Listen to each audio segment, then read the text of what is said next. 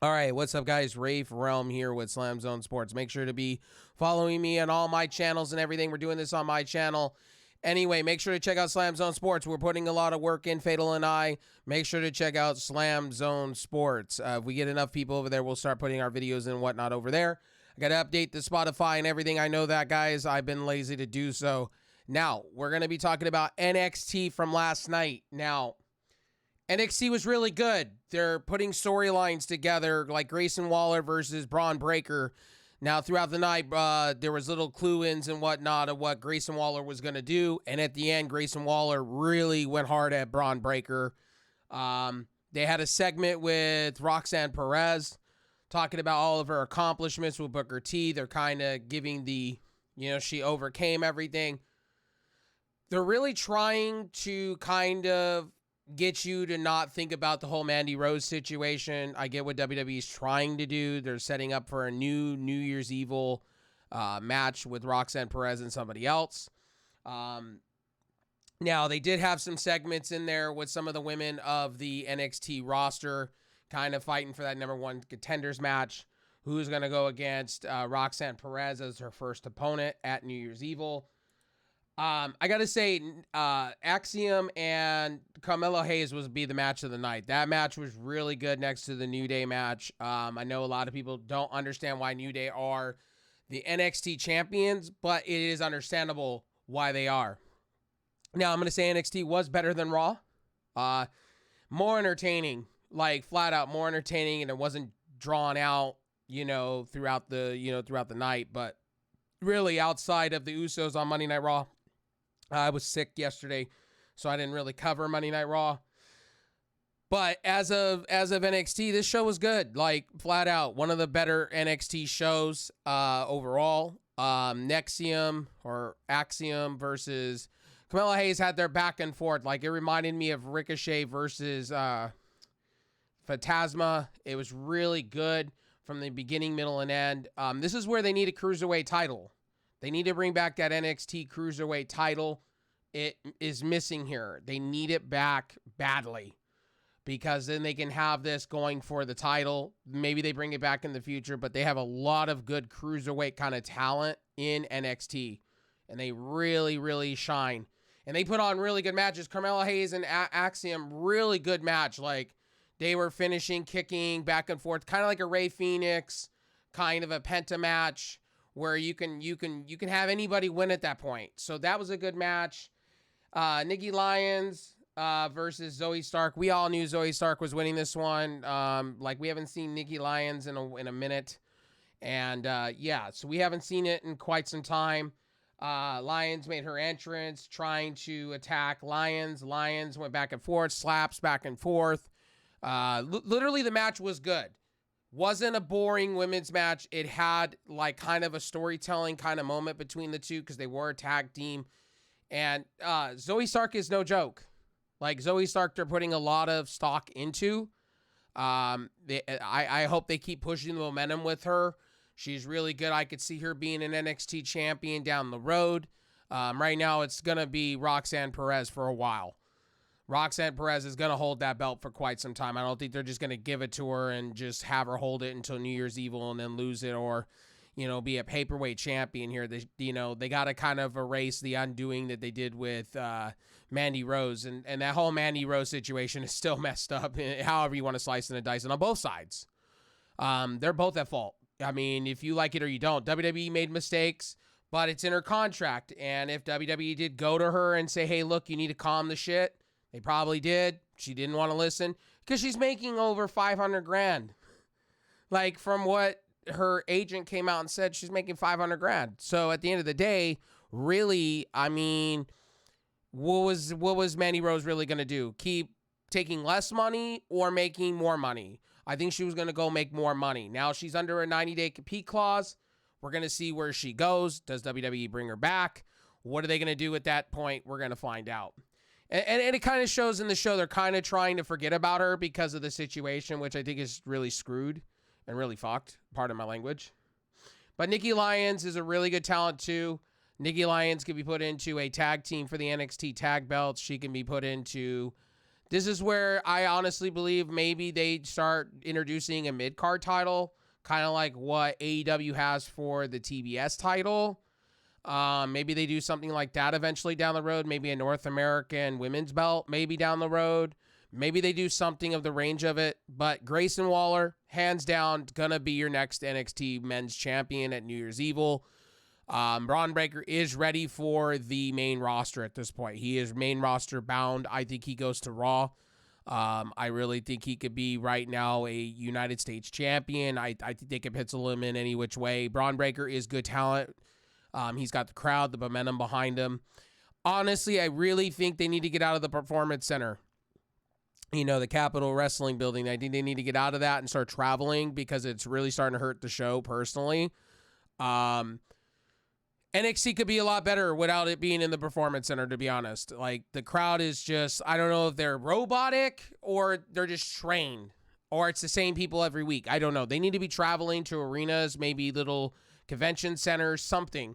They need to be doing something more than what they are doing because the show is starting to show that they really need to move out of that Performance Center. And that's what they were doing with Full Sail eventually. They started moving away from Full Sail and started traveling. They need to start traveling and kind of giving those wrestlers kind of what the main roster feel is. That's why the New Day are tag team champions. And that match went the distance too. Like, New Day is one hell of a team, but they had nothing for them. And they need to bolster when they do go out and do live events. They need those hard-hitting names. And literally, you're going to start seeing a lot more talent come back to NXT. And you're going to start seeing more and more of that, where you're going to have those kind of moments where they need to bolster maybe some promotion and things like that. That's why the New Day are there for a reason. Now, they will go against Pretty Deadly again. And maybe those titles do get, off of the New Day. I know a lot of people are not happy with the New Day, but the New Day never won the NXT champions. And you can even hear it from Booker T how disgusted he is over it. And, this is where I like Booker T, but I think Booker T should be on Raw with Corey Graves. I really think that needs to happen. I think Kevin Patrick needs to be dumbed down to NXT. He does not fit the mold right now of what WWE is doing as far as main roster stuff. I could see him moving down, or better at move up when Pat McAfee comes back. Put him on Monday. Right now they got Wade Barrett over on SmackDown. Put Patrick down in NXT and bring Pat McAfee back on Raw. If they're going to keep Booker T where he needs to be or move Booker T up, because Booker T is really good as somewhat of a heel / face kind of announcer. I really like him in the position he's in. Toxic Attraction again. I can't say this again. Where are they gonna take this? It was a hell of a match too. I mean, to be real with you, and you still give the Toxic Attraction is going to be a thing.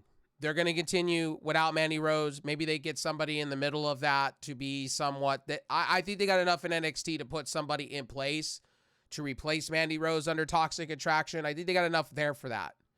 I think Golan and just Juicy Jane or whatever her name is, they can move them up to SmackDown or Raw. The Raw would be perfect for them. Golan could be her own thing too as well.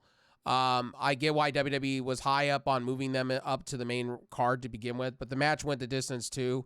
But it was just not Toxic Attraction's time. Toxic Attraction is done in NXT, however you want to slice and dice it. They're not winning another tag team belts there. Unless out of nowhere, Shawn Michaels changes his mind and Matt Bloom. Those are the ones that are running the show at this point. It's Matt Bloom and Shawn Michaels. So a lot of this is a Matt Bloom. And, I think also you got X-Plot there, too, doing some helping of that, too. You got a lot of producing. I heard there's a few former Impact guys there doing the producing as well. Again, like I said, Jeremy Borash is probably still there. At the end of the day, NXT is a great show. It's just that they, like my co-host says, Fatal Streams, they gotta warm the ice, and they kind of gotta get away this Vince McMahon 2.0 thing, and kind of get you to feel those storylines. It's going to take a moment. It's going to take some time. Maybe when NXT Europe comes in, maybe they kind of have that full circle kind of happening, that reset of NXT UK.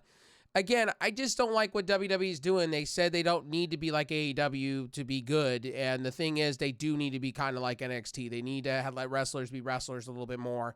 I feel Vince McMahon-esque era is still there in a way. They need to do a little bit more. And you saw on Monday with the ladder match with The Miz, that could have had a little bit of blood. That could have had a little bit of something. That they could have rubbed some sauce on that. And, again, NBC, Comcast, and, again, Universal, they have gory content too. So I don't know why WWE can't just go PG a little bit more PG-13 and do a little bit more with, a little blood and here and there. I think they should be able to do so. Again, like I said, this NXT was really, really good. And they did feature a little bit of, they kind of talked about the Matrix, Morpheus, and how it comes into full circle, kind of Professor X kind of deal, kind of paying homage to the X-Men and the Matrix a little bit, what Booker T was talking to Roxanne Perez about. But to be honest with you, it's a good feel-good story. Roxanne was going to win it anyway off of Mandy to begin with. Sky's the limits for Roxanne Perez. I've been a fan since she was in Ring of Honor. Again, she was Roxy something rather in Ring of Honor. She was really good there. She won the women's belt there, holding it for a very long time. She's really good talent at the age of 22, 21.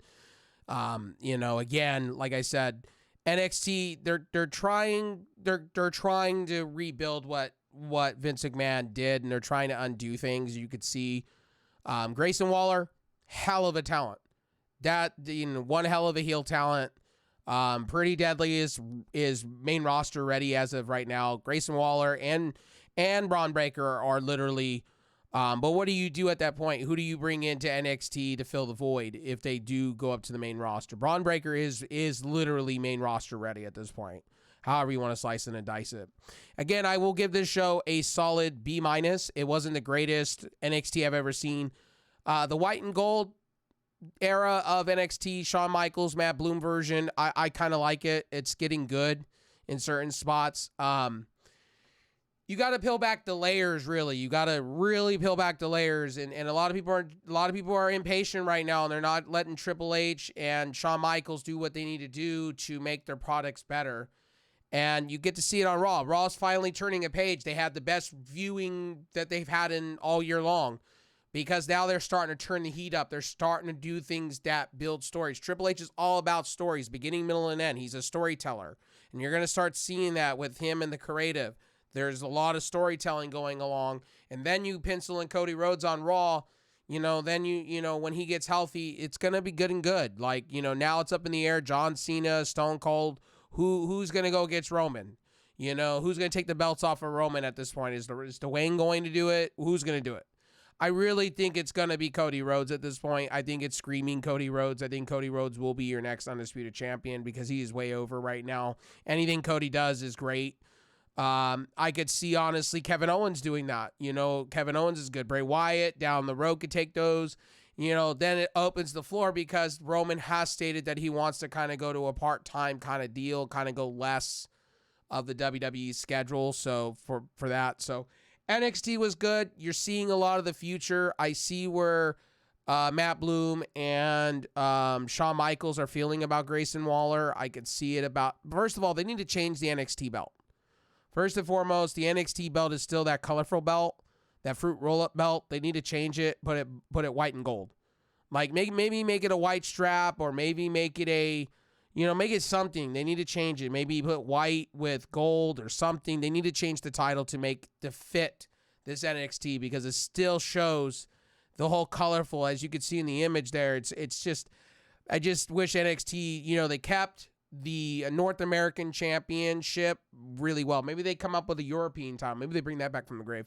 I don't know, but this show was a solid B-. I can't say it was bad. Really good shows so far from NXT going into New Year's Evil.